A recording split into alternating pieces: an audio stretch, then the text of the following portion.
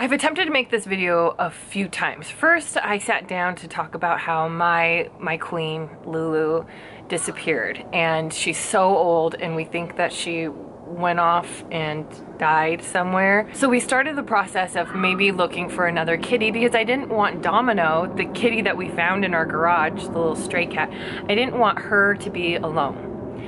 And so we started looking at kittens, and I thought maybe if we adopt a kitten that's just a little bit younger than her but old enough to like be outside some or be introduced to the outdoors, that would be the best bet. So we looked at lots of kittens, and we came close to adopting one, but I couldn't pull the trigger because I didn't know how to get a kitten acclimated to be an indoor-outdoor cat without losing my mind with worry about it being outside. So on one particular visit to the animal shelter, I was going to look at some older kittens that were, you know, usually kittens are about ready to be adopted around the 8-week mark, but these kittens were like, I think they were like between 6 months and a year old. So I felt like they were teenagers that are a little bit older and would probably be easier to turn into indoor-outdoor cats instead of just being indoor cats. While we were at the shelter though, there was this big, fluffy, fat white cat. Well, she's not that fluffy actually, she has short hair. But we saw somebody else petting her, and she was just like so snuggly and sweet to that person. And I read her write-up. They usually have like a printout next to the cage sharing how old they were. Okay. They usually have a printout next to the cage that shares how old they are, what kind of cat they are, why they were turned into the shelter. And on this cat's write-up, it said that she had been turned in because she wanted to be an outdoor cat, and that she's basically driving her family crazy because they lived in a, what's that called? Like they have an HOC, like a homeowners community, where they're not allowed to have outdoor cats. And every time someone would find their cat, they would get fined. They would have to pay a fee. And I guess they were hundreds and hundreds of dollars in, and they just couldn't keep her anymore. Obviously, she wanted to be an outdoor cat, and they weren't able to allow her to be an outdoor cat.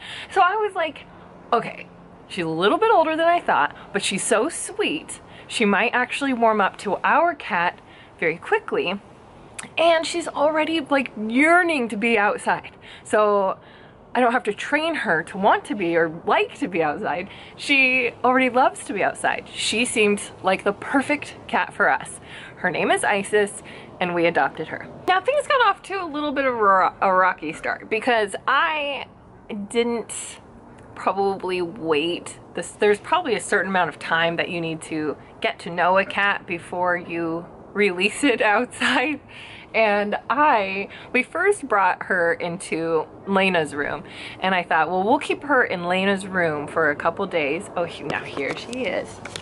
I was like, we'll keep her in Lena's room for a couple of days, and she'll get used to us, and she'll love us. Look at that curly tail. But it was clear she wanted out right away. So she wanted out right away, and I was like, why don't we put her in the garage? We'll get her acclimated to the garage. She can explore the whole thing. If she feels afraid, she can find a place to hide. And we can pop in and out, and she can get to know us and whatever. So that's what we did. And she stayed in the garage for 24 hours, one day. Maybe not even a full day. And then I was like, when I would open the garage so that Domino could come in and out, Isis immediately wanted out. Can we talk about her name first? I didn't name her Isis. I think that's the name that her family had come up with. And I knew a little girl named Isis through daycare that I used to watch. And it's not a Greek goddess, but it's something. Like, the name has a beautiful meaning to it. I didn't think about later until after we adopted Isis that it's also a terrorist group. And so after learning that, everyone's like, you have to change her name. You can't call her Isis. That's a terror. Like, she's gonna attack you. You're wishing ill will. I can't change her name. That's the name that her original family gave her. And I think she should keep it. Okay, so after about 24 hours in the garage, I was like, let's just let her out. Oh my gosh, so much hair. I opened the garage and I was like, just let her out. She's going to do what Domino did, which is she'll come out of the garage, she's gonna look around, but now she knows where the safe home base is. So if something scares her, she's gonna like run right back into the corner of a garage. Like she'll just keep coming back to the garage, right? But that didn't happen. What happened is she took off. Isis took off into the neighborhood. She's in the neighborhood and she was running like every time we tried to get her, she would stay just out of reach. We were calling for her, but the more we went after her, the farther out of the neighborhood she got. And it got to a point where she was about to like go towards a very busy street. So I was like, we have to stop chasing her, you guys. So we went back to the house to get the car and drove out and then couldn't find her. So I was like, okay, Isis is out there. I don't know where. I should not have let Isis out of my garage. I hope she comes back. I honestly didn't know what to do at that point. She still had her collar on that had the shelter phone number on it. So I felt like if anyone finds her and gets a hold of her, they'll see the number and they'll call it right away. Plus she's microchipped. So if anything, I just felt really guilty that I had let her out, and I was hoping that she didn't get hurt. I didn't want her to get hit by a car. I didn't want her to be attacked by anything. She's in a brand new place, never been, doesn't know her way back.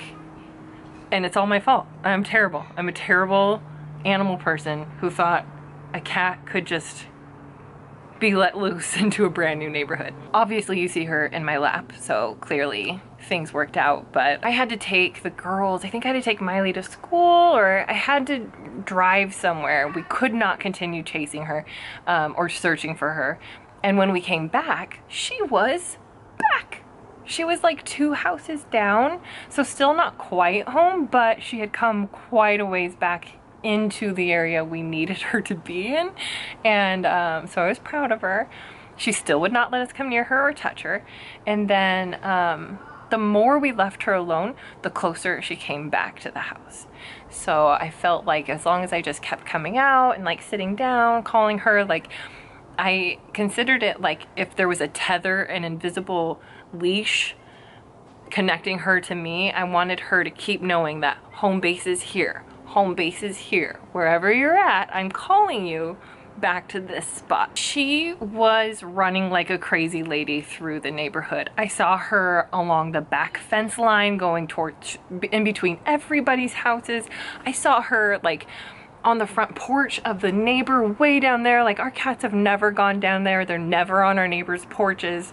I saw her walking like underneath their cars and like just like from one end of the neighborhood to the other end of the neighborhood. All of the fences like and meowing the whole time. She just looked like a crazed fat cat who you could not get a hold of to like reel her in. And she just, I guess, just marked her area that day, because ever since she's been back. She comes back, she stays in the garage, she's loving and sweet. I think she just had like a 48-hour freak out and pulled it together. So I'm thrilled. I'm thrilled because I thought we might have just adopted a cat and then immediately lost a cat. And I felt terrible about how I had handled that. But now that I think about it, I'm like, maybe my intuition of how to handle a cat, maybe everyone else is just being a little extra cautious. Maybe we need to give cats a little more credit that they can figure stuff out. She did. Now my only issue now is that the whole reason we got a second cat is because I didn't want Domino, who used to annoy Lulu all the time by trying to play with her.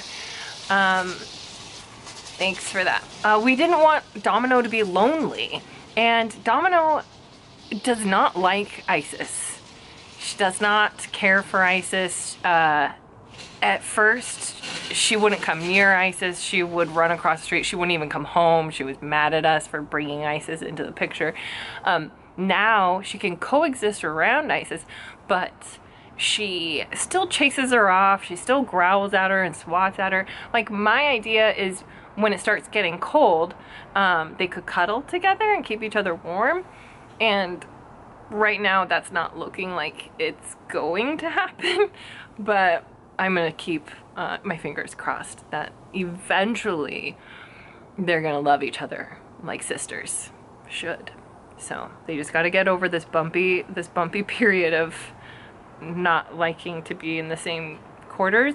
Isis is not very aggressive. I've never really seen her be aggressive towards Domino other than like self-protection, like get away. But and Domino's not super aggressive. She's definitely trying to be alpha, which is interesting because Domino is the younger of the two. She's not gonna have some new girl come into her territory and try to eat the soft food, okay? Domino earned this spot. Where is she, by the way? So we'll see what happens. I ordered the cats. Well, I ordered one heated house to keep in the garage that has a heating pad in it that you can just plug in. And I would like them to snuggle inside of it. Isis she was a wonderful decision for us. Maybe not for Domino. I don't know if Domino wanted a sister, but she got one. And she is the sweetest, and she loves being outside. I'm glad that we were able to provide that for her. Obviously, she was, and I think that's why she runs, even still knowing us and knowing we're not gonna bring her in the house. Her reaction to you trying to go pick her up is to, like, she stays just out of reach. So she'll just speed up and she does not allow you to just walk up and pick her up. Looks like we need to... Creepy. See, watch, if I try to pick her up. Oh, come here. See, she was just snuggling on my lap. And you think you're getting close and then you're like, oh, come here, let me pick you up. Let me. She just will try to stay away. It's so tempting to adopt a kitten. Even now when I see them, like, oh, they just tug at your heartstrings. They're so sweet. And there's something about like knowing a cat from day one. So I love the little kittens. But I had always said when I fostered kittens, I saw firsthand how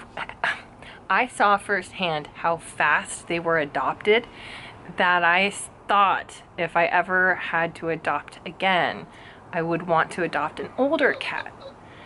But I had a hard time, even when it was like I wanted a kitten. So I am glad that we ended up with this old lady. And you know, if you guys are looking for cats, like, she's shedding on me like crazy. But yeah, we're happy with our decision with this new addition to our family, little Miss Isis. Give your pets a little snuggle, and if you are looking to adopt a greyhound, adopt a rescue, adopt a fat cat, adopt a foster kitten, I mean, I recommend all of them. I love all the animals, and I'm not gonna say like adopt, don't shop, because I actually really enjoy purebred animals too. So I just recommend adopting any animal. They really just bring you a lot of joy. Right. But of course the ones who have been abandoned, those ones are special. Bye! Out. Oh, she's fat too, yes. We'll name her, White Girl.